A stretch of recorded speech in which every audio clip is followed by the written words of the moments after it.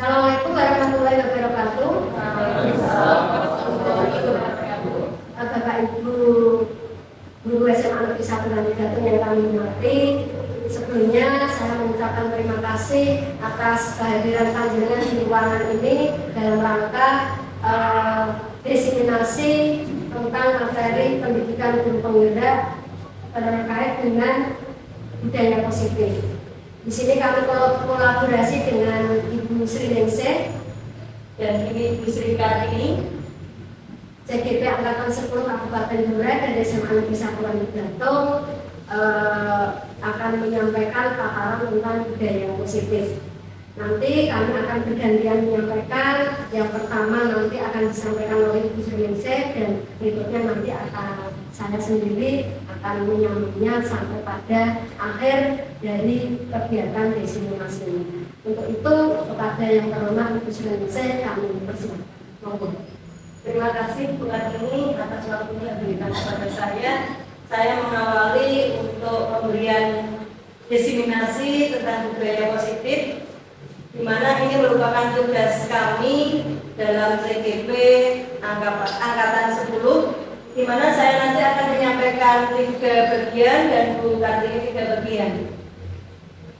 Marilah Bapak Ibu kita belajar bersama, karena ini saya juga masih tahap belajar, mungkin ada kekurangan yang akan saya sampaikan. Nanti sebelumnya saya mohon maaf, karena ini juga pemahaman saya itu baru sedikit, mungkin saya akan belajar lebih banyak.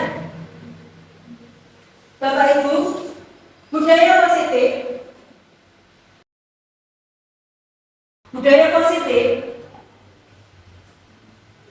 yaitu adalah nilai dan kebiasaan di sekolah yang berpihak pada peserta didik agar mereka dapat berkembang menjadi pribadi yang kritis, penuh hormat dan bertanggung jawab. Kita nanti diharapkan untuk bisa membangun budaya positif di sekolah agar sekolah itu nanti nyaman, karena sekolah adalah pendidikan kedua setelah rumah. Dalam budaya positif, di sini ada 6 yang harus kita pahami. Yang pertama adalah disiplin positif dan nilai kebijakan. Yang kedua adalah teori motivasi, hukuman, konsekuensi dan restitusi. Yang ketiga adalah keyakinan kelas. Yang keempat adalah kebutuhan dasar manusia. Yang kelima adalah restitusi 5 kontrol, dan yang keenam adalah segitiga restitusi. Sebelum saya paparkan tentang budaya positif, marilah Bapak Ibu untuk bermain dengan teman sebangku, yaitu cobalah buka.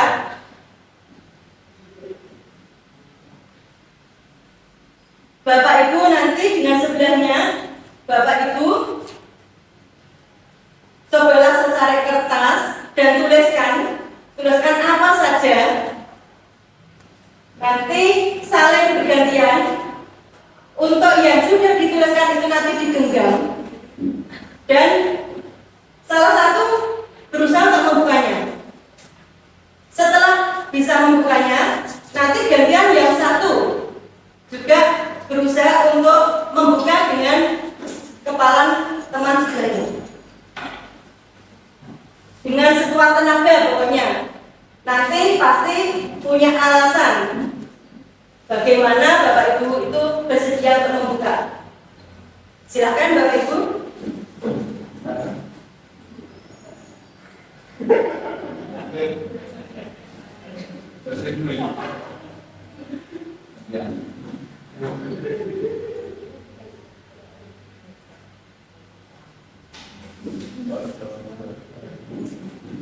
Monggo Bapak Ibu, ada yang sudah bisa membuka?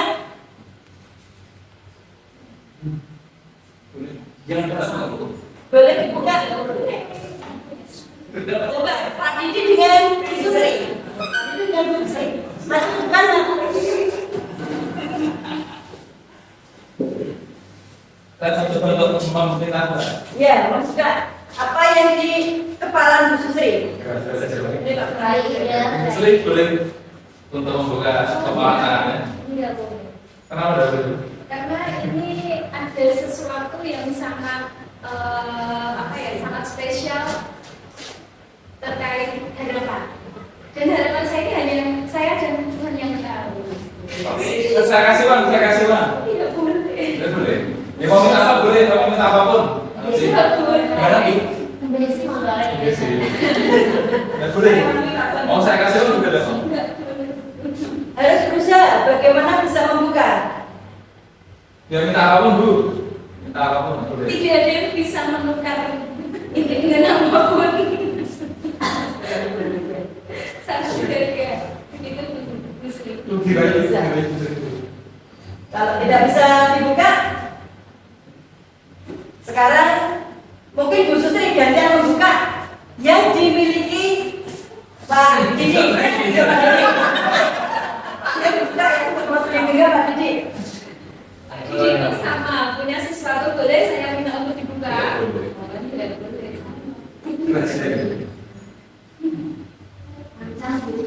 Ya. Ternyata Bu Sustri dan Pak Didi itu sama-sama tetap tidak mau membuka genggamannya karena alasannya hanya saya dan Tuhan yang tahu. Sesuatu yang penting menurut beliau ini tidak ada boleh teman-teman yang tahu.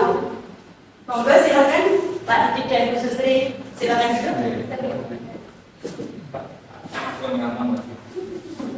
Ternyata dari coba buka ini kita sendiri yang memegang kontrol atas kepalan tangan kita.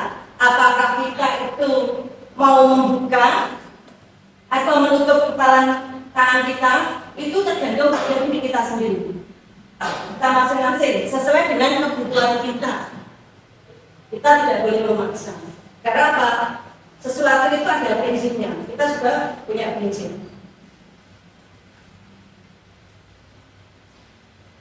Kita lanjut perubahan paradigma.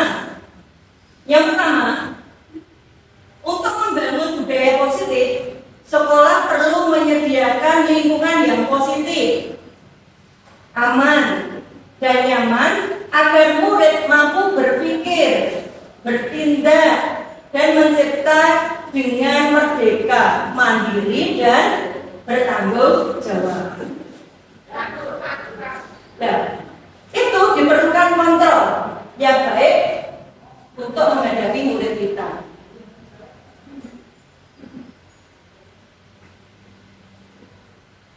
Lanjut teori kontrol menurut Dr. William Glasser bahwa fungsi guru mengontrol murid.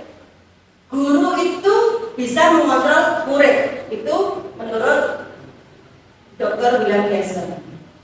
Yang kedua, ilusi bahwa semua penguatan positif, efektif, dan bermanfaat. Yang ketiga, ilusi bahwa kritik dan membuat orang merasa bersalah itu dapat menguatkan karakter. Yang keempat, ilusi bahwa orang dewasa memiliki hak untuk memaksa. Ini menurut Glasser. Kita harus tahu untuk stimulus respon kita dan teori kontrol. Stimulus respon, realita, kebutuhan kita itu sama. Padahal menurut teori kontrol, realitas kebutuhan kita itu berbeda. Karena kita itu dari pribadi dengan masa depan yang berbeda, dengan apa istilahnya, dengan asal usul yang berbeda, karakteristik yang berbeda. Semua orang melihat hal yang sama. Teori kontrol, setiap orang itu memiliki gambaran yang berbeda.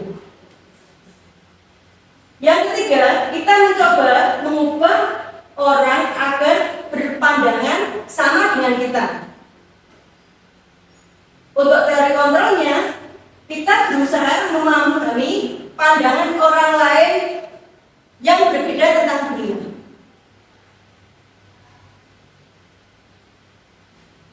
Teori respons, sebelum responnya ya, perilaku buruk dilihat sebagai suatu kesalahan. Untuk stimulus respon, semua perilaku itu mempunyai tujuan.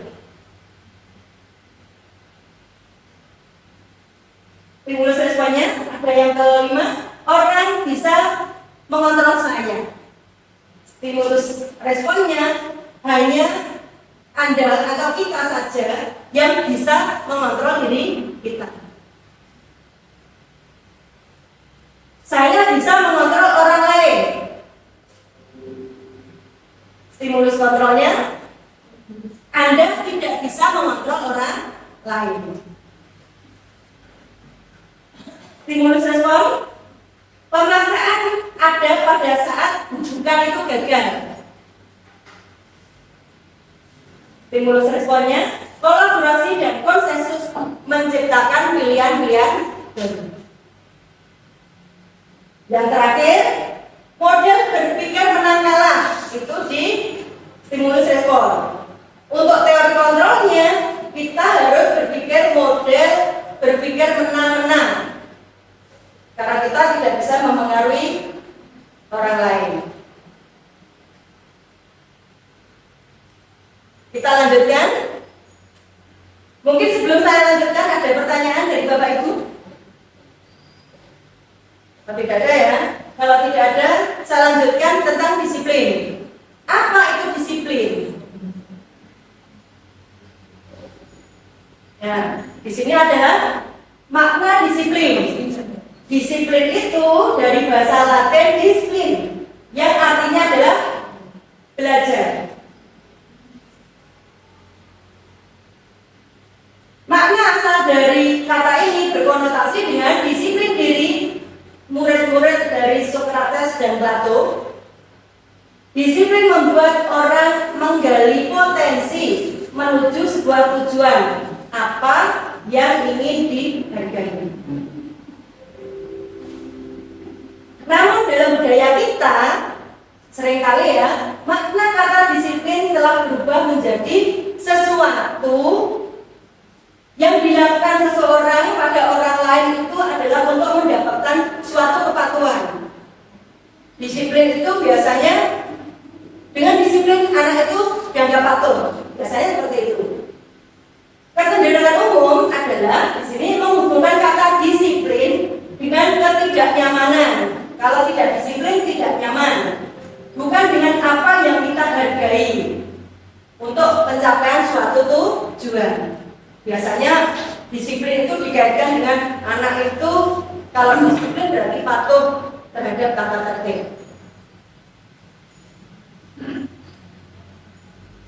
Disiplin di sini adalah sesuatu yang dilakukan seseorang pada orang lain untuk mendapatkan kepatuhan. Untuk mencapai kemerdekaan atau dalam konteks pendidikan, kita sangat bisa lihat untuk menciptakan murid yang merdeka, syarat utamanya adalah harus ada disiplin yang kuat dari murid itu sendiri. Disiplin yang dimaksud adalah disiplin diri yang memiliki motivasi internal dari dalam diri murid kita. Kemampuan memerintah diri sendiri dalam mengontrol dan menguasai diri untuk memilih tindakan yang mengacu pada nilai-nilai yang kita hargai dengan penuh tanggung jawab tanpa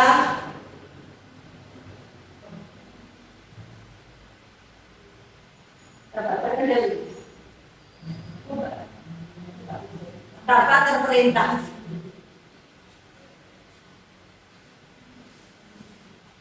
Ini. Sebagai pendidik, tujuan kita adalah menciptakan anak-anak yang memiliki disiplin diri sehingga mereka bisa berperilaku dengan mengacu pada nilai-nilai kebajikan universal dan memiliki motivasi intrinsik bukan ekstrinsik. Ini menurut Ki Hajar Dewantara bahwa Madriga itu jadwalnya Nora nglepasing tangreh.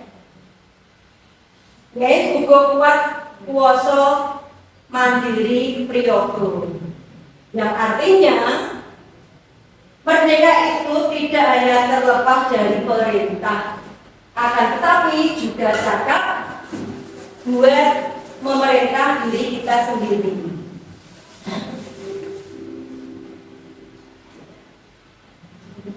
Kita lanjutkan nilai kebajikan. Nilai kebajikan adalah sifat positif manusia yang merupakan tujuan mulia yang ingin dicapai setiap individu.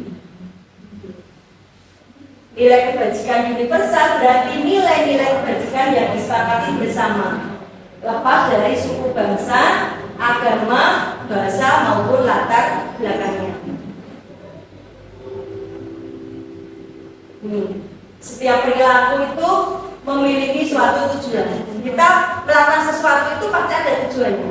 Tidak mungkin kita itu akan melakukan sesuatu hanya jujur saja, tapi tanpa ada tujuan tertentu. Misalnya kita ke sekolah ada tujuan apa? Adalah tujuannya bekerja. Siswa ke sekolah tujuannya apa? Sekolah untuk menuntut ilmu. Dengan mengaitkan nilai-nilai kebajikan yang diyakini, seseorang maka motivasi intrinsiknya akan terbangun, sehingga menggerakkan motivasi dari dalam untuk dapat mencapai tujuan mulia yang diinginkan. Itu menurut Daniel Goleman. Nah, nilai kebajikan yang ingin kita peroleh itu yang sudah kita kenal adalah profil pelajar Pancasila. Ini Bapak Ibu semua sudah menerapkan profil pelajar Pancasila. Yang pertama adalah beriman dan bertakwa pada Tuhan Yang Maha Esa dan berakhlak mulia. Jadi kita harapkan anak-anak itu, anak didik kita adalah anak yang religius. Mandiri. Anak-anak diharapkan mandiri untuk bisa menentukan keputusannya, melaksanakan apa yang menjadi keputusan tadi. Bernalar kritis, berkepentingan global dan bergotong royong, serta yang terakhir adalah kreatif. Anak-anak diharapkan kreatif. Karena apa? Untuk mempersiapkan ke arah tujuan kita di masa depan. Cita-cita kita, cita-cita anak itu apa?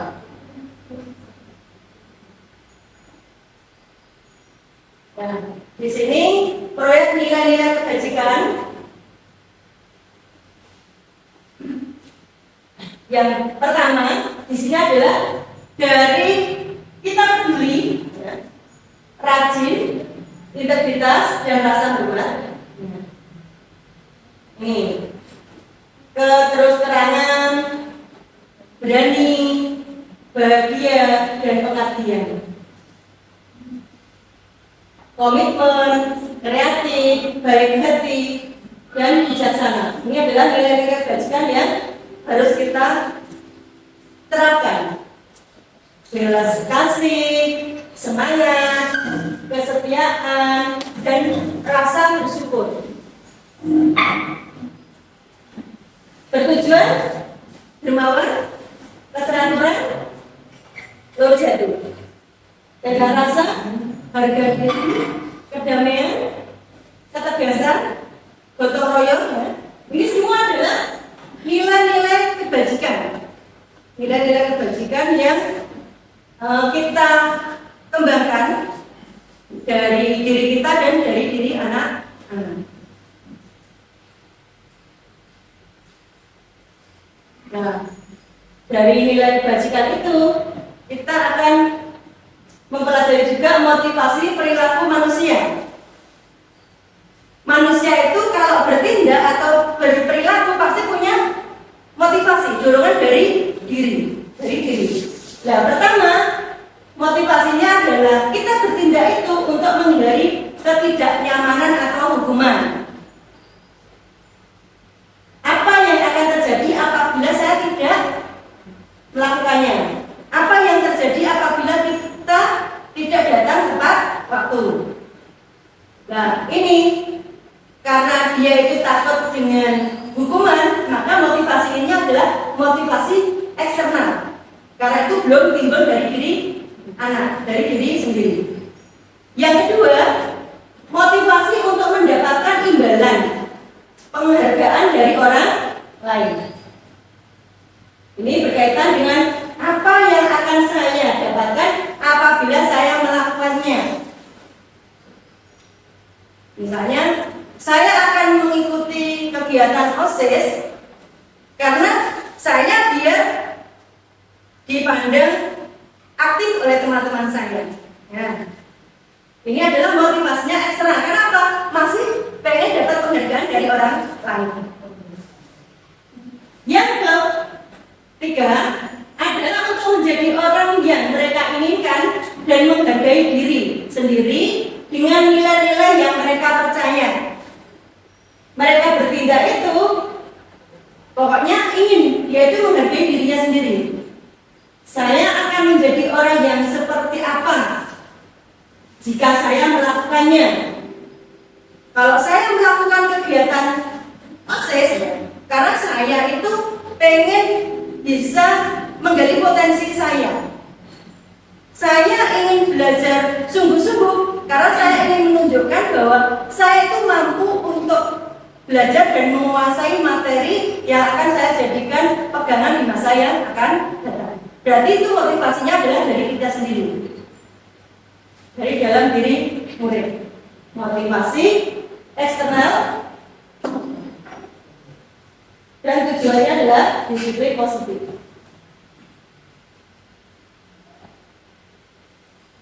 Kita lanjut, hukuman, konsekuensi, dan restitusi. Ini yang sering kita lakukan karena kita adanya kredit poin ya. Ini adalah hukuman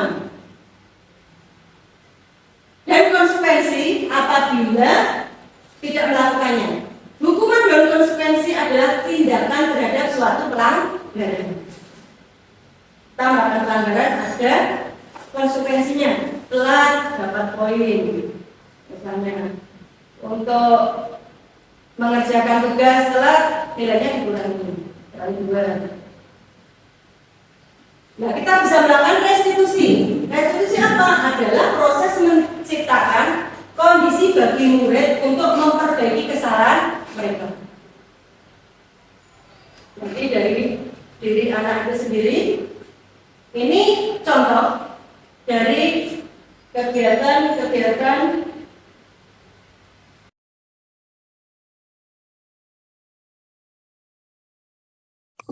Monggo silakan dilihat, ini ada contoh dari hukuman.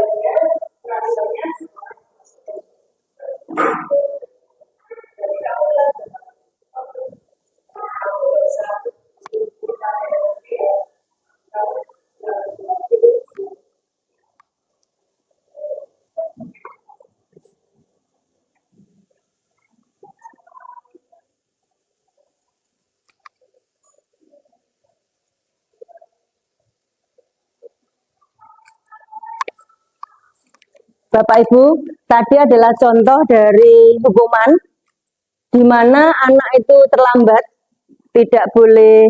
Terima kasih pada rekan kami sesama CGP Angkatan 10 Kabupaten Blora untuk kolaborasi dalam menyampaikan diseminasi budaya positif. Ini adalah tugas seperti yang disampaikan oleh Bu Sri Ningsih, tugas CGP terkait dengan budaya positif, materi-materi yang sudah kita pelajari. Bapak Ibu yang kami hormati, pada kesempatan kali ini saya ingin menyampaikan melanjutkan materi yang tadi sudah disampaikan oleh Bu Sri Ningsih, yaitu kebutuhan dasar manusia. Jadi pada dasarnya kebutuhan dasar manusia itu ada 5. Yang pertama adalah bertahan hidup, survival, kemudian kasih sayang, mendapat penguasaan, kebebasan, dan kesenangan.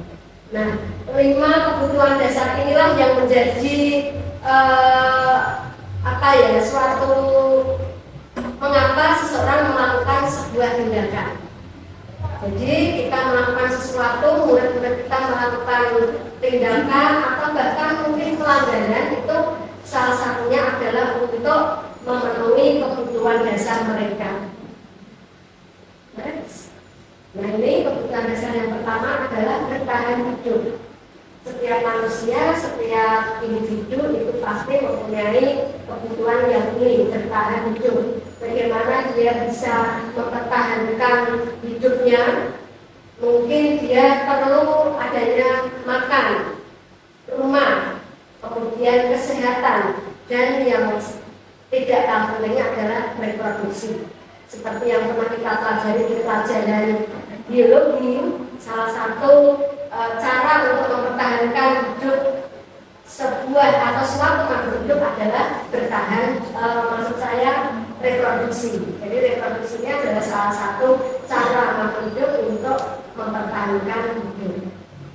Itu kemudian kebutuhan yang berikutnya adalah kasih sayang. Setiap kita, individu, murid-murid kita itu juga perlu adanya kasih sayang. Dia butuh disayangi, butuh dikasihi. Nah, bagaimana dia mewujudkannya dalam kehidupan sehari-hari?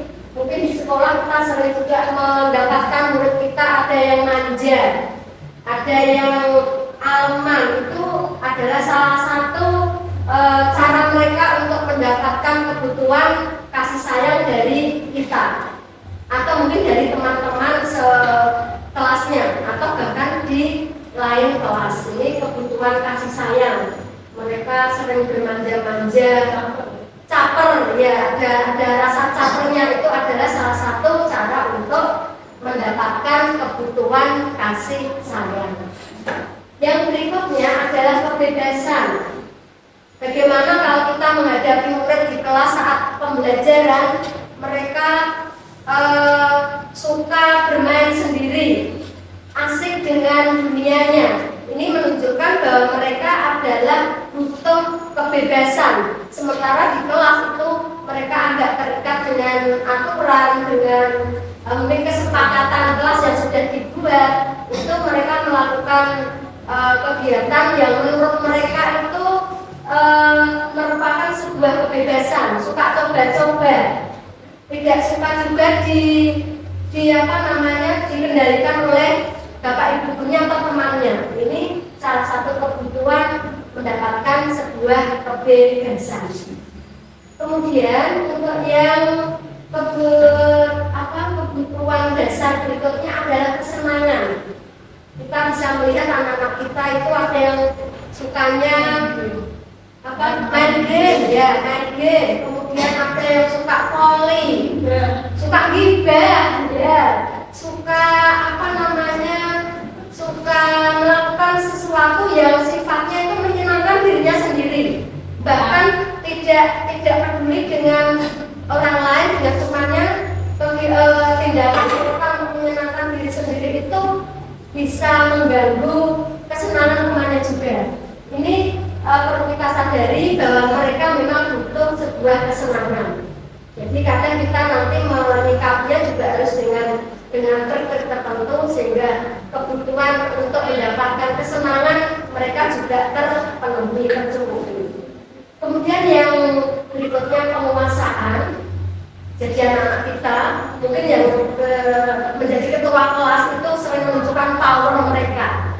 Maka ya misalnya powernya itu ditunjukkan memerintah teman-temannya di kelas. Ayo dong nyapu, ayo dong papan tulis dan seterusnya. Ini adalah salah satu cara mereka untuk mendapatkan sebuah pengakuan berkuasa, penguasaan. Jadi mereka akan merasa senang, akan merasa bangga jika posisi mereka sebagai ketua kelas itu benar-benar diakui oleh teman-temannya. Dengan apa? Dengan menjalankan setiap perintah yang dia berikan. Itu 5 kebutuhan dasar menghukum.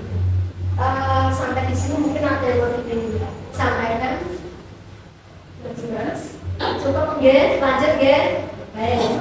Kemudian kita ini ada istilah posisi kontrol. Kita sebagai guru ini juga wajib tahu tentang 5 posisi kontrol yang semula saya sendiri sebelum mengikuti pendidikan guru penggerak sampai waktu 1-4 ini juga tidak mengenal adanya 5 posisi kontrol guru. Ternyata setelah saya belajar di sini mengikuti TGP angkatan 10 ini, banyak sekali kekurangan yang saya miliki. Ini apa itu 5 posisi kontrol? Kita bisa lihat yang pertama adalah sebagai penghukum. Kita di sini seringkali bertindak sebagai penghukum. Anak kita saat melakukan kesalahan kita beri hukuman. Tidak mengerjakan PR kita hukum dengan mengulang menulis ulang sebanyak 10 kali misalnya. Ini seringkali kita lakukan. Nah, kalau kita berada pada posisi kontrol sebagai penghukum, ini seringkali juga menggunakan hukuman fisik, bisa mencubit, bisa menjewer telinganya, mungkin di tingkat SD masih seperti itu. Kemudian juga ada hukuman yang sifatnya verbal dengan perkataan itu yang posisi kita memposisikan diri kita sebagai seorang penghukum. Nah di sini nanti murid itu akan merasa tertekan, dan sekolah atau kita sebagai guru itu memang merasa perlu sistem penanganan pelanggaran kita di sekolah sebagai penghukum itu diperlukan. Itu sementara kita masih berpola pikir seperti itu. Belum masih jalan lagi sebagai penghukum. Nah ini kemungkinan murid akan marah. Ya, kalau murid kita hukum, kita beri hukuman baik fisik maupun verbal, itu biasanya murid akan merasa dendam. Dia akan mempunyai perasaan dendam terhadap guru yang memposisikan diri sebagai penghukum. Dan ini biasanya murid bisa bersifat agresif.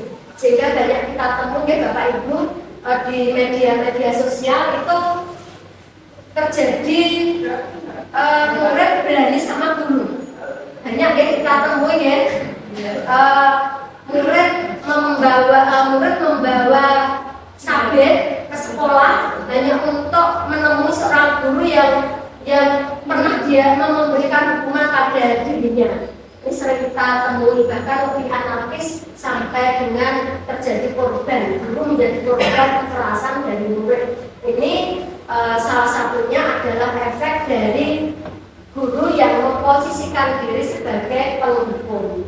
Kemudian yang kedua, posisi kontrol yang kedua adalah membuat rasa bersalah. Ini kita juga seringkali memposisikan diri kita seperti itu. Saya seringkali sharing sama Miss Ani terkait dengan penanganan anak-anak yang melakukan pelanggaran. Kita agak memalas juga, akhirnya itu merasa bersalah. Waktu itu kita juga merasa tindakan kita sudah pas, sudah benar. Ya, ternyata setelah kita belajar tentang 5 posisi kontrol ini, membuat anak merasa bersalah itu pun juga salah, tidak tepat.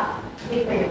Kita membuat suasana kelas hening, kita marah-marah begitu, suasana kelas hening, anak kita bingung sehingga dia merasa bersalah. Nah, akibatnya apa? Anak yang merasa bersalah ini bisa jadi nanti dia merasa tidak berharga. Dia menyalahkan dirinya sendiri. Nah, kalau sudah sampai di sini, tentunya efeknya juga panjang. Anak nanti juga tidak akan merasa kecewanya itu berlarut-larut, dan ini nanti akan berpengaruh pada masa depan belajarnya. Itu yang kedua. Yang ketiga sebagai teman. Nah ini juga beberapa dari teman kita amati juga seringkali memposisikan diri sebagai teman. Ini bisa dengan apa namanya, seringkali kita bersikap berlaku terlalu dekat dengan murid yang Akibatnya apa? Seringkali murid itu kalau bicara juga seolah seperti teman sebayanya, tidak gosok, tidak, nah kurang menghargai. Kadang ketemu itu, halo bro, begitu sama gurunya kan seperti itu. Pernah juga kita temui. Dan ini mereka adalah guru yang memposisikan diri sebagai teman dengan murid-muridnya. Nah ini dampak positifnya adalah terjalin hubungan baik antara guru dengan murid, tetapi akan berdampak negatif. Murid hanya akan berpindah manutnya dengan beliau saja. Ya. Dia kalau diberi tugas oleh beliau itu nurut, manut, tetapi kalau dengan guru lain dia akan bersikap beda. Ini dampak negatif dari posisi kontrol kita sebagai teman. Kemudian yang keempat, yang berikutnya adalah sebagai pemantau. Nah, sebagai pemantau ini biasanya kita berpedoman, berpatokan pada aturan-aturan yang sudah kita buat. Misalnya, kita sering membuat, kita setiap mengajar kan ada jurnal mengajar. Di situ lengkap sekali kita buat catatan. Oh, si A ini terlambat 5 menit, 1 kali. Pertemuan berikutnya terlambat lagi, kita catat lagi.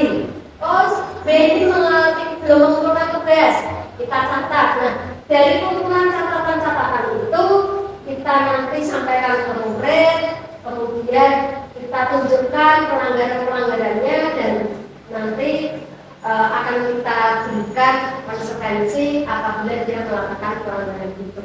Jadi sebatas catatan yang nanti kita sambungkan dengan aturan atau konsekuensi yang sudah kita buat. Next, nah ini yang terakhir sebagai manajer. Sebagai manajer, posisi guru sebagai manajer inilah yang nantinya kita harapkan kita bisa melakukan, kita bisa menerapkan. Memang sulit ya Pak Ibu, saya sendiri juga sudah mulai belajar untuk memposisikan diri sebagai manajer. Ini mungkin yang sudah lulus guru penggerak, ada Pak Abu Asih, ada Bu Sustri, sudah bisa melakukan itu. Dan saya ini baru tahap mengendalikan emosi. Alhamdulillah Bapak Ibu, saya beberapa kali mendapatkan murid yang melakukan pelanggaran itu sudah bisa mengontrol emosi. Jadi saya bicara sudah tidak kencang-kencang banget, sudah mencoba untuk lembut dengan murid ya. Lalu itu juga butuh proses karena apa? Terkait dengan temperamen kita masing-masing, karakteristik kita masing-masing. Jadi di posisi manajer ini, guru berbuat sesuatu bersama murid, mempersilahkan murid untuk mempertanggungjawabkan apa yang dia lakukan. Kemudian guru akan mengembalikan tanggung jawab pada murid itu bagaimana mencari jalan keluar dari permasalahan yang dihadapi, tentu saja tetap dalam posisi guru tetap mengawal, memberi pembimbingan. Kemudian murid akan menjadi pribadi yang mandiri, merdeka, bertanggung jawab atas apa yang dia lakukan. Yang pada akhirnya dia dapat menciptakan lingkungan yang positif, nyaman, aman, dan dia bisa merasa di sekolah itu enjoy. Ini posisi kita sebagai manajer. Monggo Bapak Ibu nanti kita menciptakan kondisi yang ideal. Ya. Bagaimana kita kemarin saya tanya juga waktu diskusi dengan fasilitator, bagaimana kita bisa memposisikan diri sebagai manajer, karena terus terang kita ini adalah cetakan-cetakan model lama. Salah dihukum, salah ya dipres gitu. Bagaimana kita bisa mencoba menghilangkan model-model seperti itu agar bisa memposisikan diri sebagai manajer. Nah itu salah satunya adalah proses tadi, kita melalui proses. Ya, proses sedikit demi sedikit kita mencoba untuk berusaha mengubah mindset kita dari yang penghukum, pembuat rasa bersalah, pemantau, teman, dan nanti kita insya Allah nanti bisa menjadi seorang guru yang berposisi sebagai manajer. Nah ini terkait dengan posisi kontrol tadi Bapak Ibu, ada istilah segitiga restitusi. Ini istilah apa? Ini juga sesuatu yang baru. Dulu pernah dapat diseminasi dari CGP angkatannya Bu Asih Bu Sustri, itu juga belum paham banget. Nah ini setelah kita coba belajar di CGP angkatan 10, ternyata sudah nambah pemahaman tentang segitiga restitusi. Segitiga restitusi ini adalah sebuah tahapan yang memudahkan para guru dan orang tua untuk melakukan proses menyiapkan anak melakukan restitusi. Restitusi itu istilahnya apa nih? Perbaikan ya? Perbaikan, memperbaiki. Ini di situ ya? Perbaikan atau apa Pak Diki? Memperbaiki, restitusi itu memperbaiki. Nah, bagaimana kita memperbaiki tingkah laku anak, tetapi tetap ada posisi kontrol sebagai manajer. Nah, yang pertama ada 3 tahapan Bapak Ibu. Yang pertama adalah menstabilkan identitas. Nah, di sini kita sulitnya membawa diri kita untuk melakukan segitiga restitusi ini.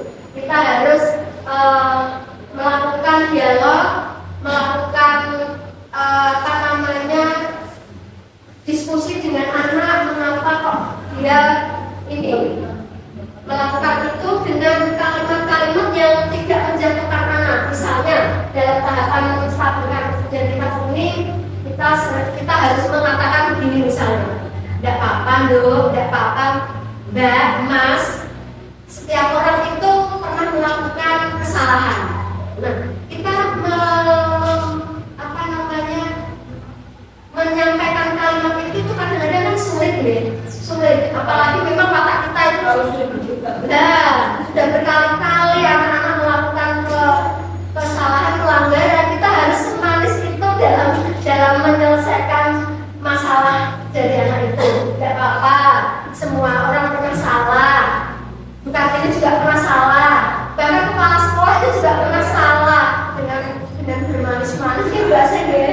Kalau yang sekarang melakukan kesalahan mungkin bisa sih. Tapi kalau udah tiap hari ya harus dihukum. Kalau itu betul. Maksudnya kalau kita sekali 2 kali, saya kita semua Bapak Ibu apalagi sudah senior seperti jenengan dan yang lainnya sudah dilaksanakan semuanya. Cuma kita nggak tahu sebabnya. Tapi ini diterapkan persiapan kan tergantung anaknya dan keluarganya. Kalau misalnya yang mama adalah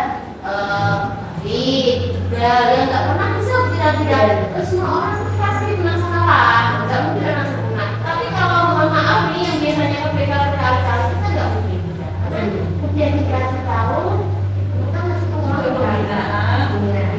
jadi kita mau posisi mana itu tergantung sekali jadi dan juga karakteristik anak tentunya. Anak itu kadang di los bisa ada yang bisa dan tidak. Ada yang dengan cara halus mereka sudah jalan, ada yang harus di gitu ya. Biasa istilahnya biasa istilahnya kita gitu ya.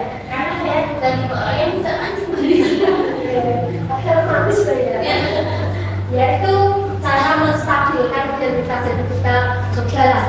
Kalau tidak kita sudah mencoba gitu ya, dan mencoba untuk membawa anak itu tidak merasa bersalah tadi dengan kalimat tidak apa-apa, semua orang bersalah dan sebagainya. Kemudian tahapan yang kedua adalah validasi tindakan yang salah. Ini juga sudah seringkali kita lakukan. Misalnya kita seringkali menanyakan anak yang melakukan pelanggaran itu dengan kenapa kamu lakukan itu. Lalu saya juga dengar waktu beberapa anak kita yang tidak ikut ulangan utama di ASA, mereka izin. Kita tanya kenapa kok tidak ikut tes. Anak menyampaikan karena saya sakit Bu, karena saya harus ikut orang tua ke Surabaya Bu, menjemput nenek yang sakit Bu, dan seterusnya dan sebagainya. Ini sudah kita lakukan. Ternyata tahapan ini adalah tahapan memvalidasi tindakan yang salah. Artinya Bapak Ibu sebenarnya kita itu sudah melakukan memposisikan diri kita sebagai apa namanya manajer dan sudah melakukan sertifikat restitusi. Nah, ini kita bisa menggunakan contohnya dengan kalimat, adakah cara yang lebih efektif untuk mendapatkan apa yang kamu inginkan. Seperti kemarin saya juga sudah melakukan praktek sertifikat restitusi, dan yang kedua nanti bisa kita lihat videonya bersama-sama Bapak Ibu. Kemudian tahapan yang terakhir adalah menanyakan keyakinan. Nah, ini tahapan yang terakhir, kita bisa menggunakan kalimat keyakinan apa yang telah kita sepakati. Kemudian kamu ingin menjadi orang yang seperti apa? Mungkin kita tanyakan cita-citanya seperti apa. Setelah kita tahu cita-citanya, kita kaitkan dengan keyakinan pas yang sudah kita buat. Nah, ini nanti intinya di sini Bapak Ibu yang saya tangkap adalah segitiga restitusi itu tujuannya untuk menggiring anak agar tidak melakukan sebuah pelanggaran, tetapi dengan kesadaran mereka, membangun kesadaran yang nantinya akan menjadi sebuah motivasi intrinsik. Tadi sudah disampaikan oleh rekan saya, Bu Sriningsih, itu motivasi ada yang ekstrinsik, ada yang intrinsik. Nah, yang berlaku untuk jangka panjang yang bisa membawa anak ke kesuksesan itu adalah yang berasal dari dalam dirinya, motivasi intrinsik. Pak Ro, masih lanjut Pak Ro ya? Oke, lanjut Bu Sri. Nah, ini kita sudah lihat dulu untuk hasilnya, atau mungkin ada yang perlu disampaikan dulu saya lagi.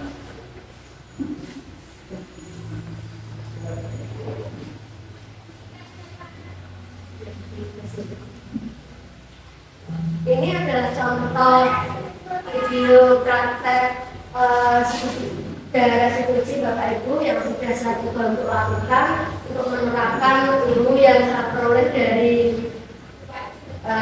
pendidikan hubungan. Mela, kamu tahu kenapa Bisni panggil kamu di sini untuk ngobrol? Nggak tahu. Nggak tahu.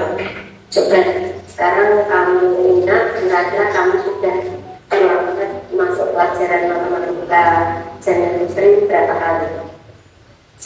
3 kali ya, 3 kali.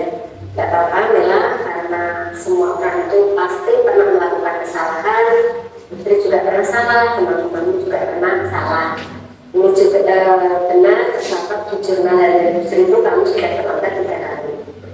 Kalau Industri mau tanya, kamu itu kenapa sering terlambat?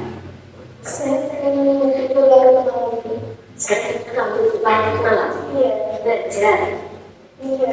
Saya sering minta kesempatan malam, jadi kalau pagi selalu siang. Walah, karena tidur larut malam itu bukan karena belajar, tapi karena sekedar main. Iya. Baik, sekarang kamu ingat kita pernah membuat kesepakatan kelas saat di awal dulu kamu pembelajaran, coba kami sebutkan. Yang pertama, datang ke sekolah tepat waktu. Ya. Toleransi terlambat ke kelas 5 menit. Tidak bisa saja pelajaran. Ya.